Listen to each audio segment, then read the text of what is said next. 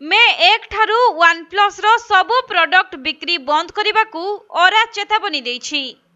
OnePlus Nord CE 4 Bharat में launch हेबा परे एहार बिक्री को नहीं एबे आशंका देखा देछि।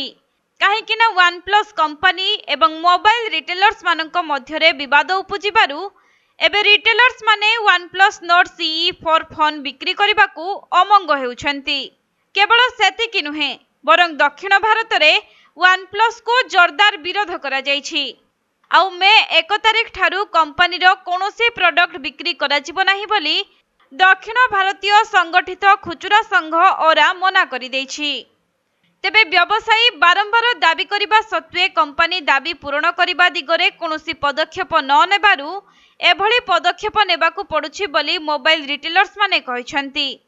सेपटे एही मामला को नै रिटेलर्स संघ प्रवक्ता कहिसंती जे कंपनी सहित थिबा समस्यार समाधान पई सेमाने निरंतर प्रयास करिथिले किंतु कंपनी एथि प्रति कोनोसी दृष्टि देले नाही एवं जेउ सबु प्रतिश्रुति देइथिले ताहा मध्य पूर्ण करि नाहंती। तेनु आउ किछि बाट न पाई सेमाने एपरि पदक्षेप नैथिबा प्रकाश करिसंती। तेबे कंपनी और रिटेलर्स को मध्यरे थिबा समस्या को जदियो सर्वसाधारण रे प्रकाश करा जाय नाही किंतु ओरा OnePlus उपरे असंतोष प्रकाश करिछि।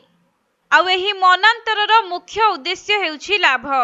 ओरा अभियोग करिछि जे OnePlus क्रमागत भाबरे एहार प्रोडक्ट उपरे स्वल्प लाभ मार्जिन देउछि जहा खुचुरा व्यवसायी को सुहाउ नाही।